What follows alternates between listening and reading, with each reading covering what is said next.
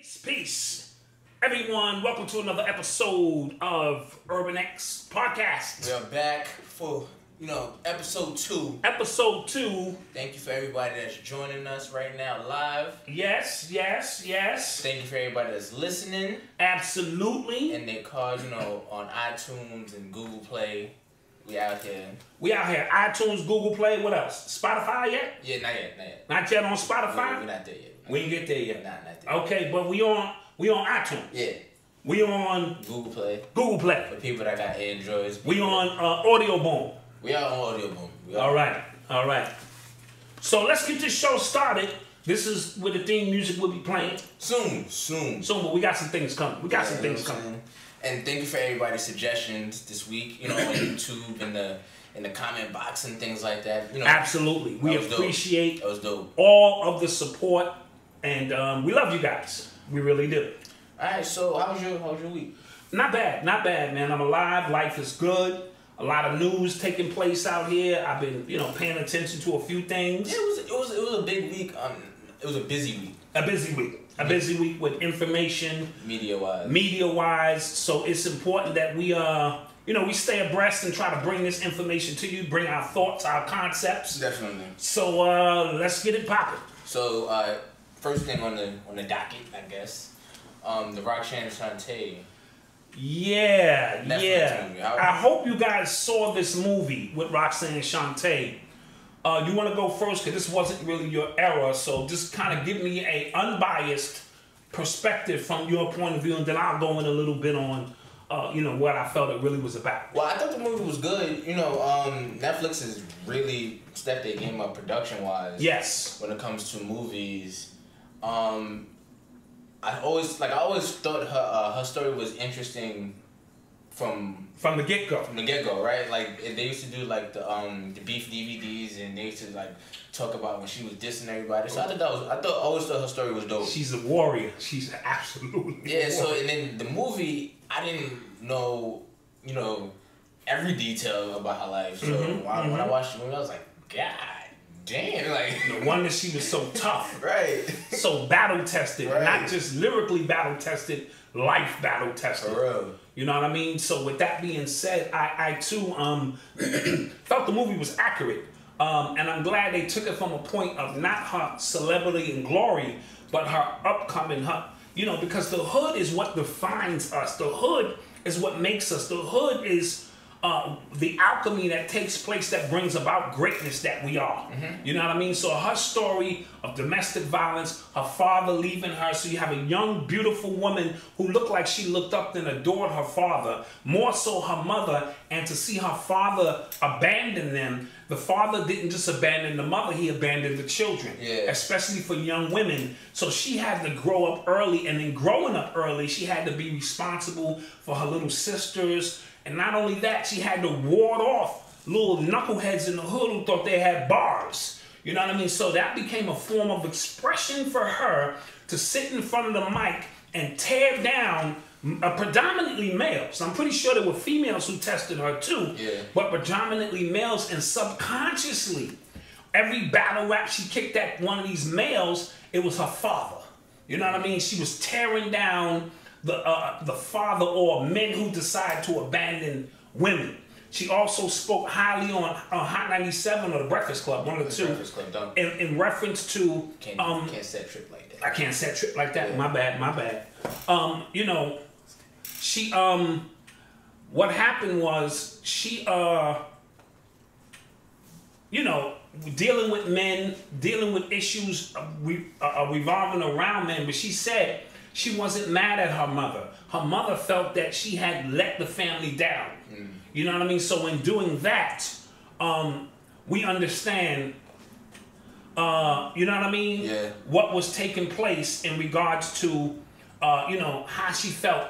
So I thought it was an amazing movie. I love the Nas cameo that was in there. Do you think that was forced? No, he said it was true. He said it was true, but do you still think they tried to throw that in there?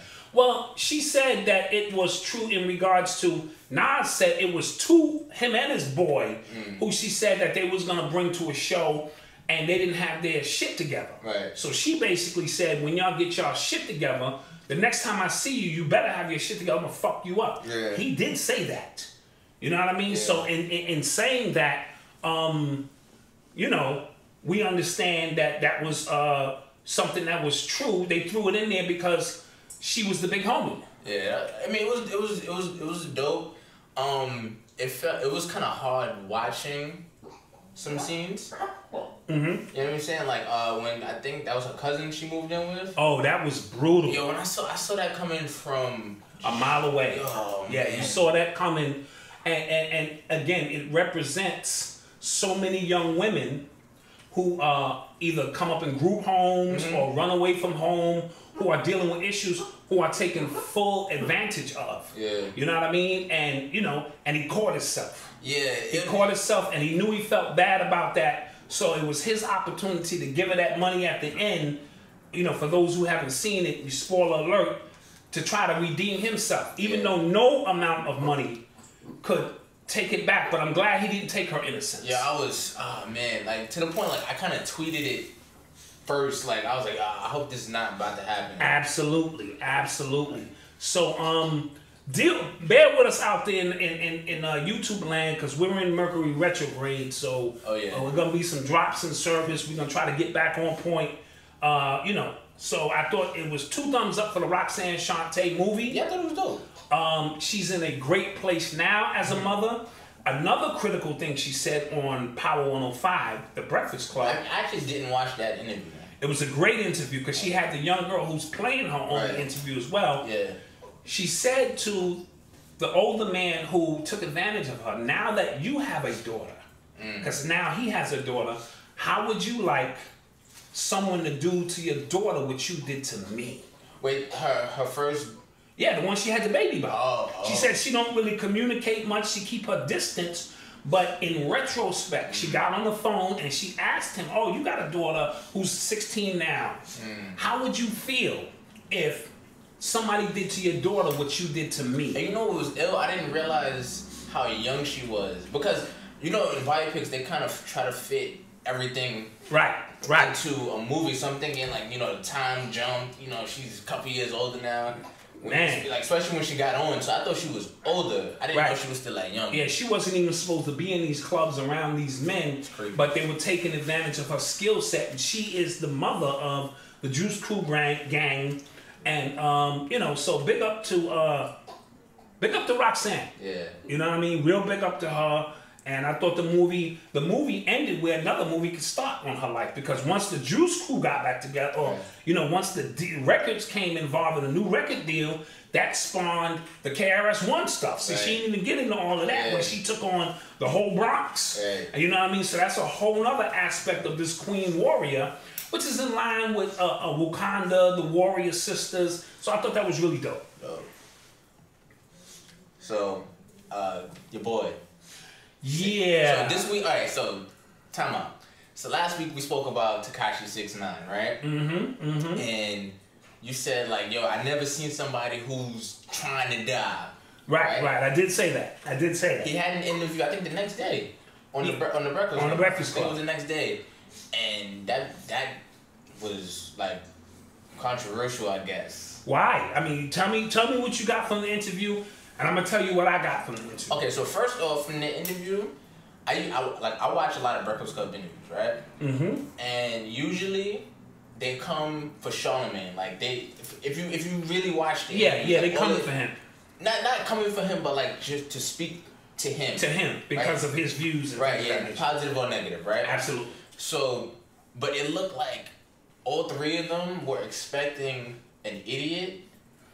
And they got somebody who, you know, acts a certain way, you know, online, but he's not stupid. Yes. And I don't think they were prepared for that I don't think they were prepared for it either. And let me tell you, my wife said she was listening to some interview. She said her problem is they don't tell her who the interviewer is or the interviewee. They should tell you that every 5 minutes because people tune in at different times. And she said they never said it was Tekashi 6ix9ine. She said she likes this guy. You know what I mean? And I understood what she meant. You understand my point? Because he controlled that whole interview. Yeah. From beginning to end, he dictated and controlled the entire interview. I posted on Facebook. I know y'all gonna think I'm crazy, but I like the warrior spirit, and it's something special. And I'm not talking short bus special. I was disappointed in you. Now, but let me explain to you what I meant. He represents a youth movement that a lot of us are far removed from. He's dealing with fear in a way. He's abandoned fear. When you say, I'm the king of New York and I'm ready to take on everybody, come and get me, and nobody has come to get him, there is a warrior spirit about that. You know what I mean? Also, he is, to me, the crystallized point of chaos. He is the Joker. Think about it. The Joker dressed funny, had all this shit on his face, but the Joker was saying some real shit. Right. This young man was saying some real shit about his life, about his upbringing. He shitted on Prince Jr. to me. He said, nigga, you didn't do shit. You living off the reputation of your father. So your father did all that killing shit, and he said, I'm going wherever I want to go.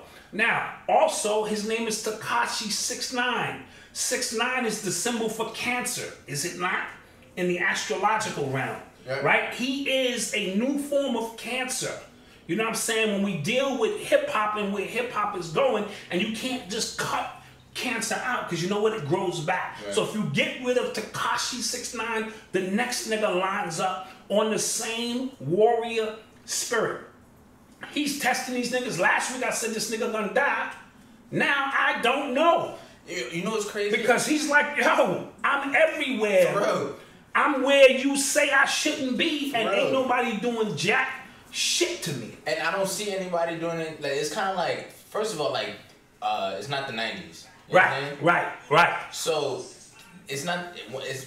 And then a lot of these rappers have way more to lose. Absolutely, you hitting it right on the nose. So it's kind of like it's not realistic for anything to happen to him now. Because I already told you, if one of these crazy. rappers hit me, I'm suing. You niggas is owned by corporations now. For real. Now there always is an undertone of young dudes trying to make a name for themselves. Yeah. But he represents that young energy, and fear is what kills most of us. Most of us, when we talk about, yeah, these niggas spending all that money on bullshit and hustling, first of all, in order to sell drugs, you have to eliminate fear. Because there's an opportunity you might get caught. In order to be trafficking, right, and moving guns and doing all this illegal shit requires a certain element of fearlessness, which niggas that's my age is like, man, I got too much to fucking lose. I got kids and all that old shit. So we envy this generation. We won't say it. I'm going in my bag now. Okay. Most of us won't admit it, but we envy these young niggas who can spend all the money they want. First class jets. Money doesn't mean to them what it meant to us, because their philosophy is the faster I get rid of it, the faster it comes back. So while we were struggling, we're of an analog mindset that we're grinding and this and that, and these dudes show up and have a hit song that make more money in 6 months than we'll make in our lifetime. There's a certain amount of envy amongst young, older people, and hip-hop in general. Artists, the artists are a representative of the time, not the other way around, right? So I've been there from the beginning. So I'm talking Cold Crush tapes, all of that shit, Fantastic 5, Treacherous 3, and then when Sugar Hill came out with Rapper's Delight, right? Rapper's Delight was the biggest song dealing with party, and then we had The Message by Melly Mel. Right? And then we had Fight the Power by Public Enemy and Self-Destruction by KRS-One and all of these songs where it was trending upward. Run DMC and all of them, right? Yeah. Then we had NWA, who first came up with Fuck the Police, and then it was bitches ain't shit but hoes and tricks. Now that's the first dip. Right? From a high level of what we felt was a very positive level, we had a trend downward. Then it became about, it's all about the Benjamins, right? So then it became about money, hoes, and clothes. That's all a nigga knows. So then we trended on that. We had spikes of Outkast and Nas, but the trending, right? Yeah. Started trending downward with gangster rap and all of this old kind of shit. Now we got fuck up some commas, yeah, right? So now we're trending downward.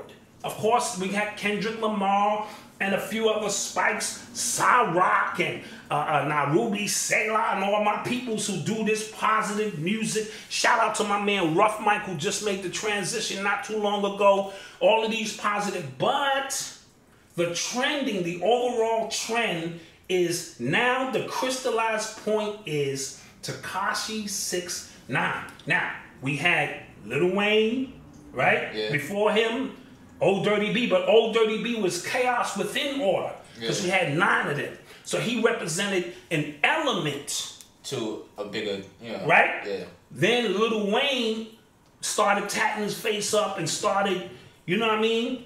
Then, as Red Pill said, what's this dude who bumped him down with Cash Money? Oh, you talking about Young Thug? Young Thug came through and just took this nigga's whole swag. Yeah, I was talking to Red Pill about it the other day, and the way he explained, I never thought about it like that. Right, yeah. right. So he cleverly broke down and explained that, and now you're trending to the point where the trolling is a part of the essence. I dare you niggas come kill me. And you know what's like... And it's real interesting. So I took a different liking to this kid Tekashi because within all the chaos, he's dropping some gems and made me think about some things differently. And the way he's testing everybody that's gangster, like for real. And now I'm looking at rappers that I thought would, Right. But see, like I said, in urban culture, Dakota, these rappers, plug, got the book there, is that they're backed by corporations. Yeah. So when hip hop used to be the voice of the people that defied all odds, right?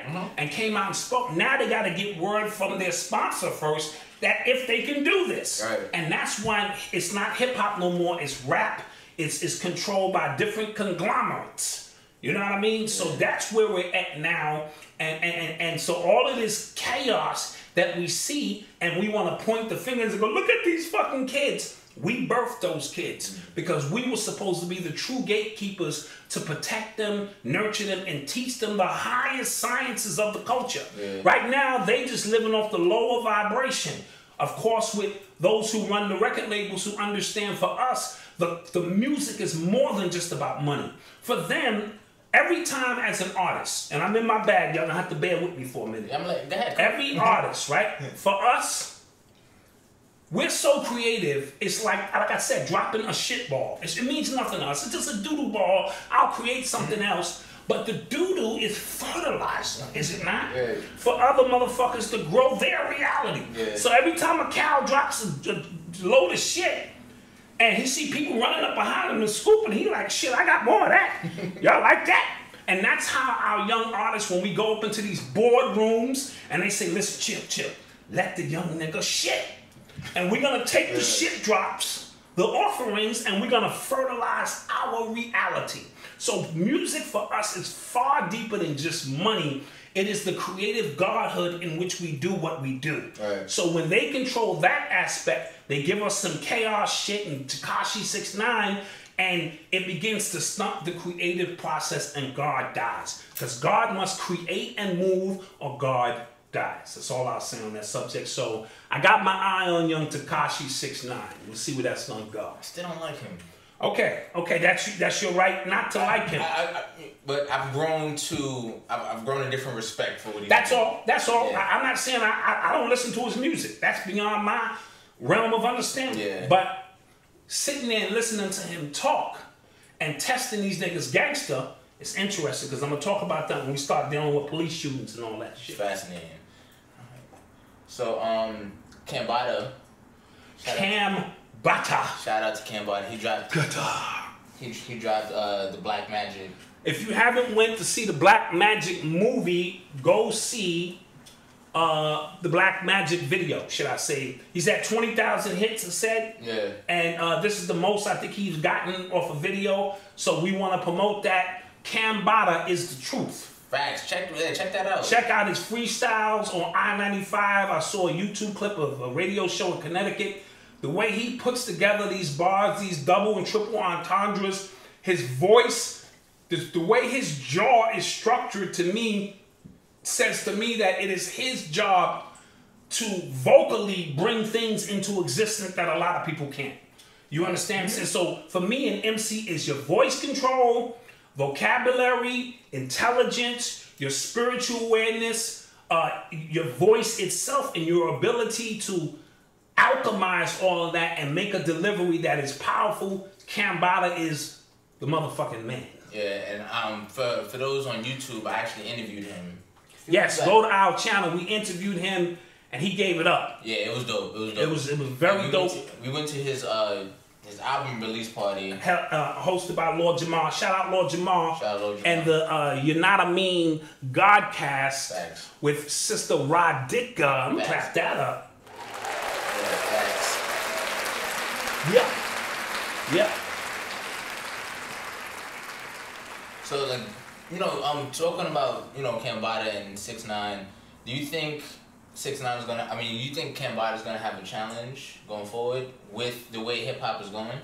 No, because to me, the way he delivers his message is so in the hip hop pocket. Mm-hmm. So it gives us elders and those who are spiritually in tune hope.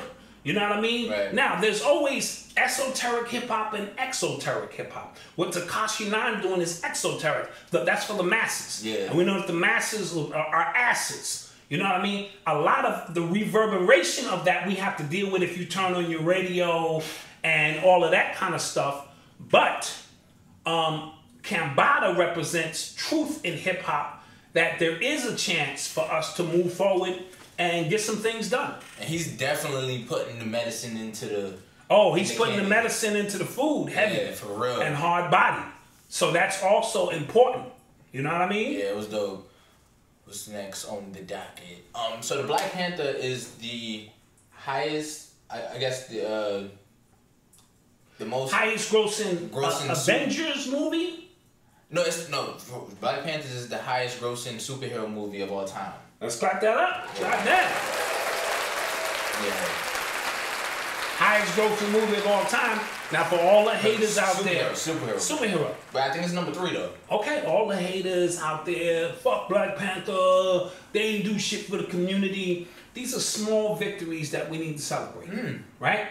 Just 2 years ago, we was complaining we didn't have no black directors. Well, this movie had a black director. Right. We complaining we didn't have no black writers. Well, this movie had a black writer. Right. Well, we complaining we didn't have no black producers. Well, this movie had a black producer. Then we complaining, well, they should shoot that at a black film studio. Well, Tyler Perry gave the good stuff for that.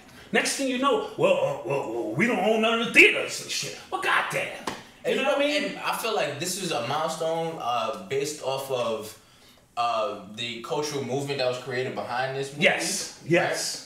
And I had my own opinions on it. Like, you know, people thought, like, the way people were treating it, like it was gonna liberate all of us, which I thought was a little nonsense. Yeah, we understand that. We understand. Yeah, I still think it's nonsense. But I commend the director for how much thought he put into it. We saw the clips of how he laid this stuff out. Now, I want to say this as well.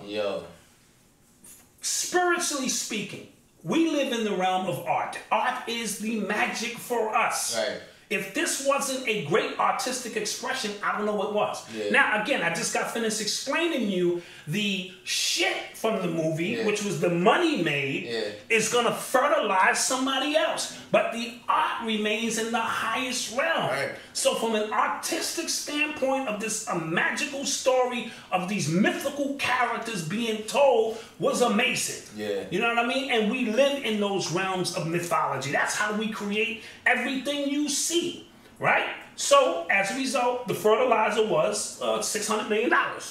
And that fertilizer will fertilize some shit for somebody else. When we learn to shit and recycle, shit and recycle, shit and recycle on our own in a greater aspect, then we too can reap the benefits because there is no waste. Yeah. Right? Human shit has a purpose somewhere. Right. Somehow. Right? Bird shit. Right. Bees using honey and this. And so everything is used and reused on this planet. And that's how we keep the planet moving. So piggybacking off of that, right? I had you watch a Breakfast Club interview today about the Uncle Nearest. Uncle Nearest. Whiskey, right? Yes. And even with the Tekashi 6ix9ine interview that did like 6 million views. He said it was going to be the most watched video that these guys on Breakfast Club ever had. And they started laughing at his ass. It's number 2. Well, I'm just telling you what the numbers said. That's dope, but I'm going to put an asterisk by that because they only got a YouTube channel after the Birdman thing. Okay, but so we're talking about the time at hand. I can't. Okay. Oscar Robertson might have averaged the triple-double 9 or 10 years. They didn't even count blocks until the 70s. Okay. You know how many blocks Wilt Chamberlain probably had that won't get counted? I'm just giving you the numbers. He predicted that. Yeah. That's power. That's a young spirit saying, fuck all y'all. I already know what this is going to do. Yeah. 50 Cent co-signed him, but let's go back to Uncle Nearest. All right, so going back to that, I thought that interview was probably the most important interview they did. I was super inspired by this year. That was super, super duper inspiring from the Breakfast Club. Yeah. What's the brother's name? The Shaker, the plug. I'm not even sure. And the sister's name was Fawn. Yeah. She's a entrepreneur. Mm-hmm. Long story short, if you haven't seen this interview, go see it. Jack Daniels, the guy who made all that liquor was made, and his #1 distiller was a black guy named Uncle Nearest. Uncle Nearest. You know, Nathan something. Nathan Nearest or something to that effect. Uncle Nearest. It was dope. And he is the one who actually was the mastermind. The way he distilled liquor, which was different, or than anybody else, using charcoal and some process that Sister Fawn said he had to get from Africa. Yeah. So that's a form of alchemy when we talk about dealing with the battle of spirits. Long story short, she bought the plantation in which all of this liquor was made on, and 7 of his youngest descendants, she's paying for them to go to college, full rides to college, and Jack Daniels himself always took care of the family. Yeah. So it's not a one of those slave stories where the slave doesn't get any credit. In his book, Jack Daniels' book, Uncle Nearest is mentioned 50 times in the book and his family. So we do know that there was a super connection. So they wanted to know how could they honor Nearest, and the family said, put his name on a bottle of liquor. So this new liquor called Uncle Nearest will be hitting the streets of New York in about 2 or 3 weeks. Yeah. And they're in 14 cities now, we'll be in 42. An amazing, inspired story. We will get a bottle of Uncle Nearest. And we're going to celebrate soon. We're going to celebrate because it's a great story. And, you got to go see the interview because I don't want to give all the interview. It was really good. But it inspired me as an entrepreneur to understand that what we are doing and what we're attempting to do, we're trying to leave a legacy that supersedes our physical presence and essence here. You know what I mean? And I was truly inspired by it. And I don't really watch a lot of the Breakfast Club. Now, I watch a lot of that stuff, and I was like glued to the screen. Yes, I couldn't keep my eyes off. You know what's crazy? When the interview started, they were talking to the dude mostly. Right. About his stuff, what he had. What he done, because he helped start Revolt. Yeah. He helped start Ciroc. Yeah. He was one of them, I think his podcast is Baller Alert, his name. You guys in the chat room might know his name. And they were speaking up to him. And I thought like that's where the interview was gonna go. I'm like, she's definitely up here for something. Man, when she opened her mouth, when she started talking, I was like, whoa, this sister had it together. You know what I mean? So big that up. Find that link and check that out. Yeah, for real. In the Breakfast Club. Mm-hmm. I want to shout out Doggy Diamonds TV. Let's clap that up. Shout out to Doggy Diamonds. My man Doggy Diamonds is doing some amazing things. I was supposed to get him up here for an interview. We will soon. We actually did an amazing interview with him where he dropped it so much, and we were in Mercury retrograde, and some bad things happened to our audience, so we have to get it again. But he's got this digital soapbox where he has finally his own podcast network. He's like really the father of this shit. He's been doing this shit for so long, and he just didn't know they called it podcast. So we want to shout him out because a lot of what I'm doing, he's the first person I contacted when it was time to do Eli's podcast. And he gave it up. He didn't have to. He could have been like, nah, do you? He gave it up. So we're watching from a distance as he gives it up again. Right. And that's why we are on Auto Boom now, or Audio Boom now. Mm-hmm. And son, we're going to get our numbers up, and then we're going to come talk to you. That's what we're trying to do here at Urban X Podcast. Facts. We're going to get our numbers up, and then we're going to be like, yo, son, you think it's a spot on the digital soapbox for us? So we want to shout out Doggy Diamonds. Yeah. So Cardi B's album is finally coming out. Cardi B. Next Friday. Next Friday. That's going to come out. It's called Invasion of Privacy. Invasion of Privacy, yeah. Okay. When you saw the album cover, what was your vibe? This is my first time seeing the album cover. Oh. So, yeah, I didn't get a chance to see it before. You didn't? She got the checkerboard shit on her, so you know that's Masonic. Whenever you see a checkerboard in black and white, it's always look at Michael Jordan, Michael Jackson in the, I think it was the Billie Jean video. Whenever you see these chessboards or people wearing these chessboards, that's a Masonic symbol dealing with something that now she's probably being raised up. You know what I'm saying? It's dealing with light and dark energy, you know what I'm saying, coming out of the darkness into the light, etc., etc. So she has the dark shades on, which means she's hiding something. The eyes are the windows to the soul. So whenever somebody's wearing these dark shades, this is just me off the rip, just telling you what I see. You know what I mean? So she has blonde hair. Well, again, that's a European concept, meaning that Hollywood has got her now. You know what I mean? So you have to, that's a part of initiation. You see a lot of our women go through the blonde hair process when they finally get up in Hollywood and things of this nature. So those are some of the things I'm getting off the rip. Her legs crossed, are they? Yes, they are. Okay, that's also dealing with, you know, saying blocking of energy. You know, maybe she's protecting the baby. She's trying to say, y'all can't get this. It is an invasion of privacy. So what privacy she's talking about? Is her private part? I'm just going off the rip, man. So and I'm just looking at it small on the screen. I don't want to turn around and look at the big screen. So those are just some of the things that I see. A blue, is that a blue background?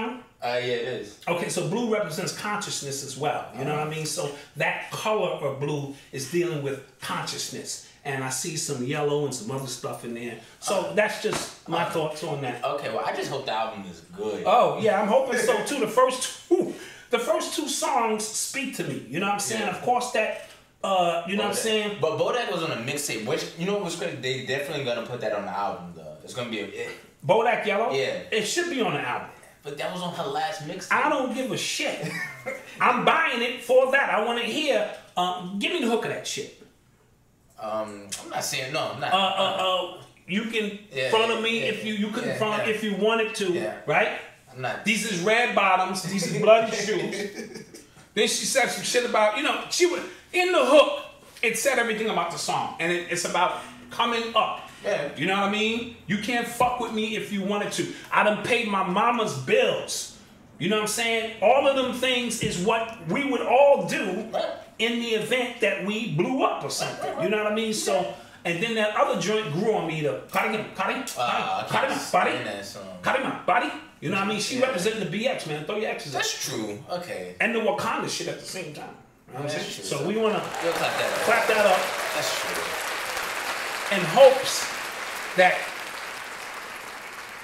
that she, you know what I'm saying, brings something to the table, because she is a part of a lineage of women now. Yeah. And she it's on her shoulders now. Yeah. You know what I mean? So what is she going to do with it? How is she going to, you know what I'm saying, respond? I know the pressure got to be crazy. No, the pressure is crazy. The pressure is crazy. And then, you know, the talk was that her, Remy, and Nicki were trying to see who goes first. Because maybe, like, all their albums are supposed to really drop. Right. So, like, the fact that she kind of just showed her hand first, I really hope it's good. You know what would be unconventional if the women got together? Yeah. And decided, you know what, let's stop bickering over. There's enough space. If all of these niggas who ain't saying nothing can have all of these avenues, why can't our sisters get together in a form of empowerment? You eat, I eat. Imagine a tour of Remy, Nicki, Cardi B. Throw a few of the other sisters in there. Have my girl Cy Rock open up for them.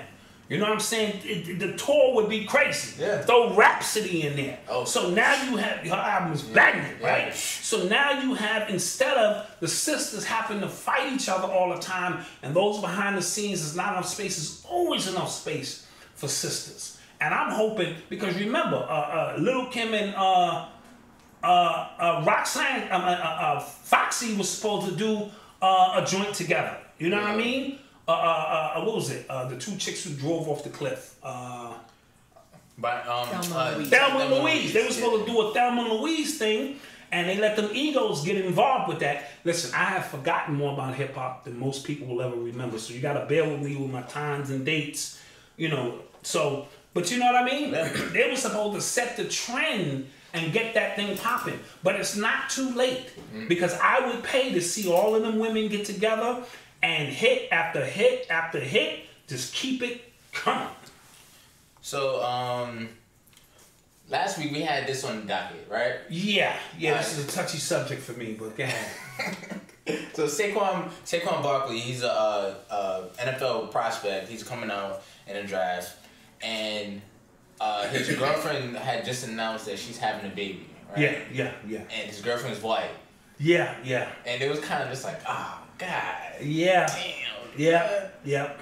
Well, let me say this. I know his grandfather. Grew up with his grandfather. Right. So I have to tread in a certain way to kind of bring this information about. But I wouldn't be the Black Dot if I didn't give this shit up. So let's talk about black athletes, white. This is my take on it, which we don't really address. A lot of these guys are playing football in predominantly white colleges. So if I get a scholarship to Nebraska, full ride to play football, you know what's around me all day?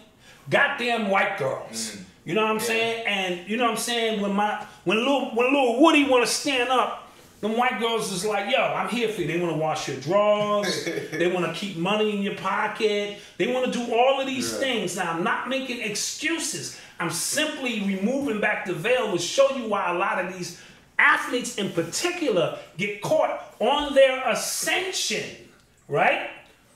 There's somebody there, and these white girls have ulterior motives. They come from trailer park trash, a lot of them. You know what I mean? And it's like a way station where they pull up to the station and they're waiting for a beam of light. It's like being in a fucking airport and you're waiting for your flight, right? You know what I mean? So these white girls step up to these colleges, they hang around these athletes, and they're waiting for a beam of light. Saquon Barkley will be the next one on the runway. Number one pick. One pick. So the white girl lines up, boom. She give him that twat. She, has that baby coming to ensure that she's good. She's off the runway. Her family's like, goodbye. Okay, see you when you land, wherever that is, right? And then the next white girl stands up. It's like a fucking mind of, athletes on the conveyor belt. You know what I'm saying? And a lot of our sisters, who don't go to these schools, and even the ones who do, their upbringing is a little bit different. They want a little bit more secured in how they do, and they're going to bring it, and these white girls are not going to bring all that. They allow these dudes to be who they are. That's just one aspect of it. I go back to what Dr. Umar said in terms of... Yeah, you know what's crazy? Prior to that, when he ran down the list of names of black activists who marry white women, blew me away. I was like, whoa. Hey, Bobby Hemmett years ago was calling off these names. He was like, that one. Bobby, he said, oh, goddamn, that's the whole goddamn world. And it was as funny as shit because even as Bobby was reading the list, he didn't realize how many prominent black people were marrying white women.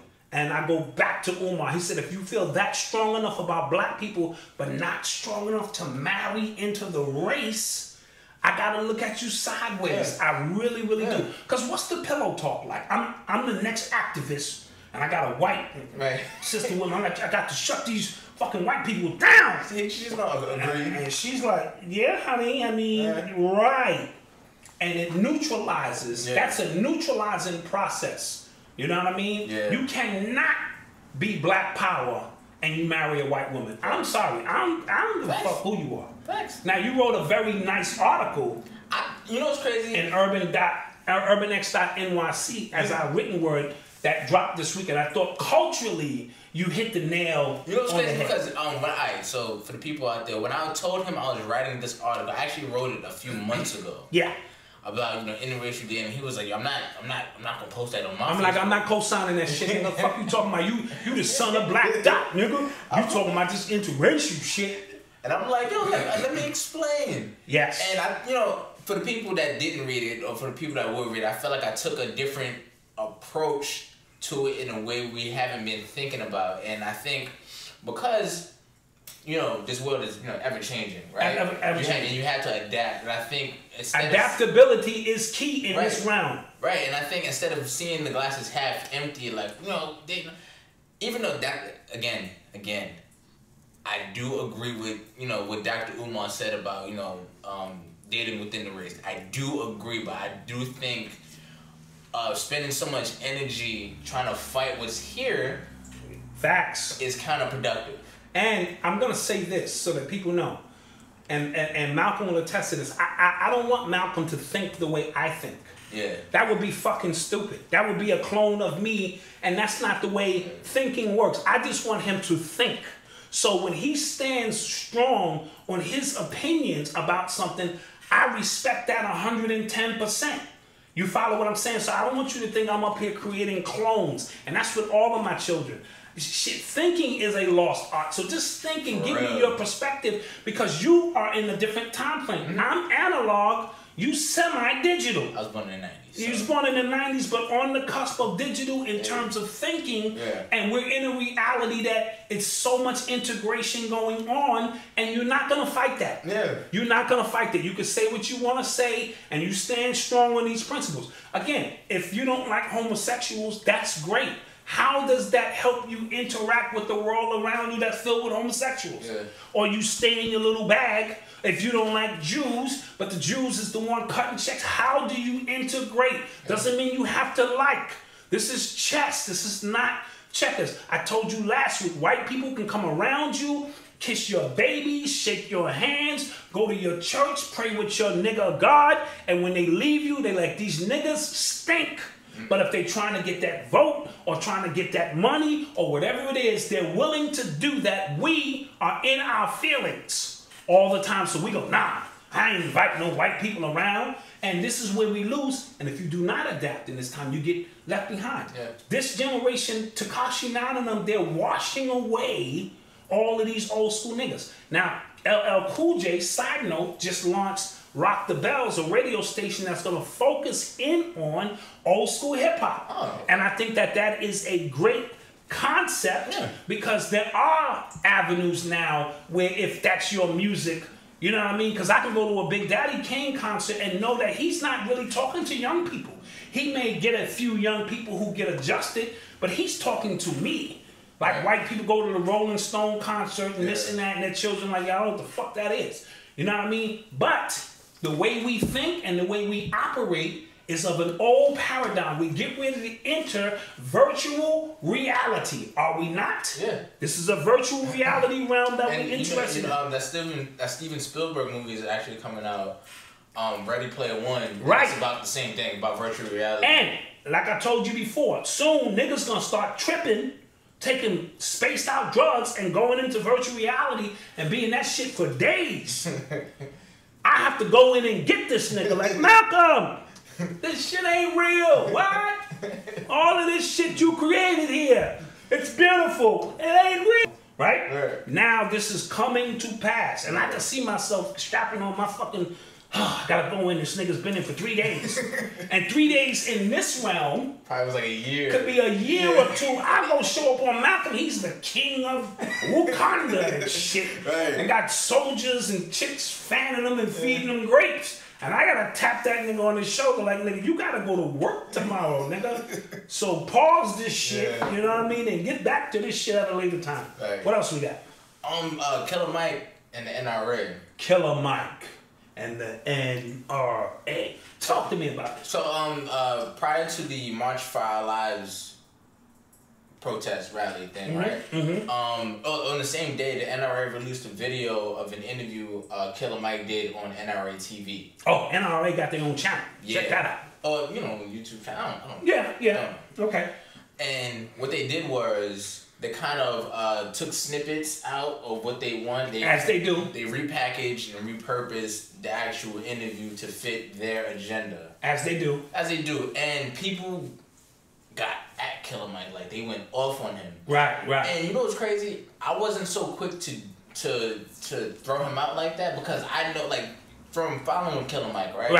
Right. His interviews, he was on Hidden Colors, he was on... And he's usually on point with what he's saying. Exactly. So I knew, and I didn't even see the clip that they showed until like later. But you was watching the reaction I was on watching Twitter. the reaction, but I knew they were missing something. Got you. And I knew... So what did you do, as you normally do? What did you do? I just sat and chilled. But how did you find out the truth? I watched the whole thing. Oh, so you watched the whole interview. Yeah, I watched the whole interview. Oh, tell me what you got. And I thought it was brilliant. Yes. I thought, watched it today. Yeah, I thought it was brilliant. Like, his views on guns, I think as black people, we should actually, Spit it out, young man. Say it. As black people, we should take advantage of our right to bear arms. That's what they're there for.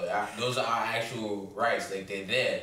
And the fact that, and if you watch the interview as well, he was very, very critical on Democrats, which I totally agree with as well, because the Democrats, they have taken us black people for granted for absolutely. They already give us that bullshit. Right, and I think it was more so highlighted in this past election because Hillary just thought she just had our vote. Absolutely. And without, even taking account of her past, right? With black people. No, she just came up to the Breakfast Club and said, I keep hot sauce in my bag. Right, she thought that was going to get the job done. Yo, that pissed me off. If that wasn't the most insulting shit I ever heard. That pissed me off. And black women still was promoting her, and white women was like, we're voting for Trump.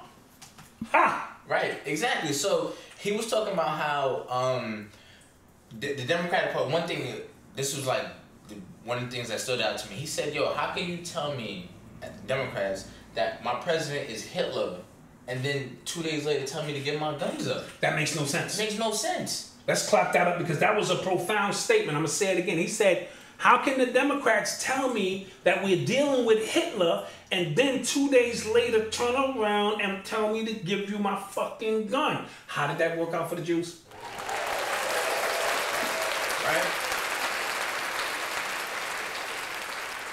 Right. Yeah. And then, and this is what I also had a problem with as well. The actual March for Our Lives thing, right? Yes. So when Mike Brown got killed in Ferguson, people were marching black. That's like how Black Lives Matter got started. Yeah. If you absolutely think back, the media painted those kids, those protesters, as savages. Savages in the streets. Wilding. Wow. That's all they doing. But we hold an actual national walkout day. Right. For white kids that want to protest, and we held an actual, I was on the subway that day, and subway routes got messed up because of the action taking place by these kids simultaneously around the country. Right. And it's never the same thing.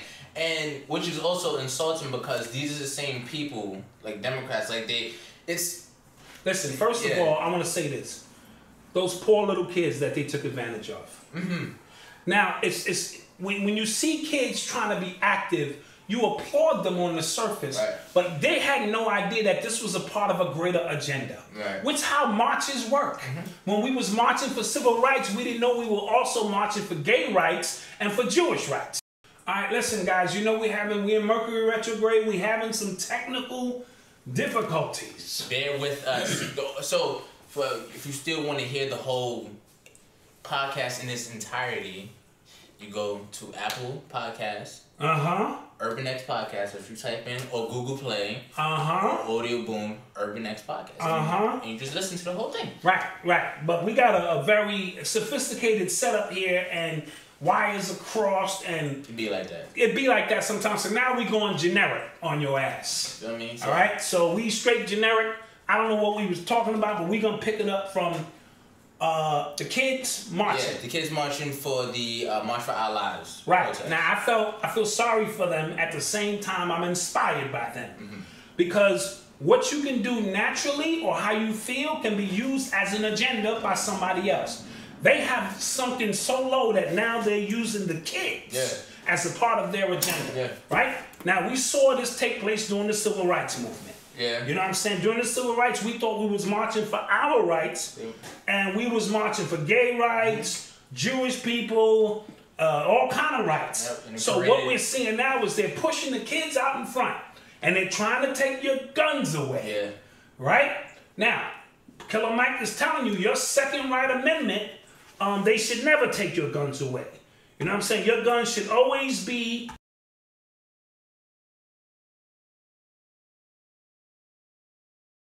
careful and understand what's going on. So shout out to Killer Mike. And again, and the actual Second Amendment, it's a way for us to defend ourselves against the government that we're claiming is so tyrannical, right? Right. So what's the point of giving them back? Absolutely. I agree. So how can, and he made another good point. He was saying, how can you use your First Amendment right to condemn your Second Amendment? Right. That shit didn't make any sense. Right. So a lot of what Killer Mike is saying is right Facts. on point. Side note, I want to get this out now. You see this hat here. You see these shirts, but we're trying to show you this hat. Facts. Say Urban X TV. I'm going to give this to somebody. If you can tell me when my first album dropped in hip hop, because this is the anniversary of the year, the name of the album and what year that album dropped. So the name of the album. Okay, so it's the name of the album. The group I was in. Okay, the name, the group. And the record label. And okay, you switched it. So it's name, group. And record label. Because you said the year. No, yeah, tell me the year too. Oh. Just give me some of that shit. Tell me you know who Black Dot is and how long I've been in the game. Alright, so you can either hit us on in the YouTube comments. Right. You can hit us on UrbanX_NYC on Instagram or Twitter. Yeah. Or you can email us at urbanx.nyc@gmail.com. Right. So first person to do it gets a hat. Gets this hat, and this is snap back. You know what I'm saying? One size fits all. You know. One size fits all. So what else we got going on, young man? Pretty sad situation. Dude from the G League passed away. The basketball player. Yeah. He had some kind of heart condition. Yeah, I guess I don't know. Yeah, to be that young and be doing what you love. Yeah. And to have your heart burst. It's a real sad thing. So we want to send a shout out to his family. What's his name? You remember his name? I do not. Okay, so that's bad on our part. We should have known this young man's name. But look him up. He played for the G League of one of these teams recently. It happened in the news. It happened a couple of days ago. A couple of days ago, to be exact. Yeah, it was sad. So it's a very sad situation, and we want to send our love and condolences out to his family. Or so, where can we be reached? Again, Instagram, Twitter at UrbanX_NYC. UrbanX_NYC. You can listen to the podcast at Apple Podcasts, Google Play, Audio Boom, and Spotify soon, and also Radio Republic. All right, Urban X Podcast. Right. If you're into the written word, go to urbanx.nyc.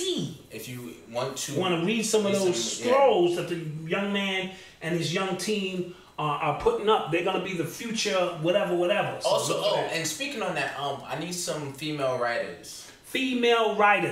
Feminine energy. I don't like to say the word female because women writers. Yeah, a feminine energy to add, because when you look down our list of writers, there's a whole bunch of fellas. Yeah. And we don't want to give that impression that this is a sausage party. Yeah, shout out to Maya Papaya for calling me out on it. Maya Papaya called him out, but she will be one of our writers. Yeah, she said she's going to contribute. She said she's going to contribute something. So that was dope. So again, every week on Thursday, we're going to do this. We're going to chop this up for you the best we can and try to add as much to it as we can. We're in Mercury retrograde into the 15th. So next week, we're going to try to be more prepared. Facts. With a backup plan. Yeah. To get this done. So, again, we apologize to all our YouTube viewers. Yes. For the little, it was a little glitchy and the sound was, a little crazy.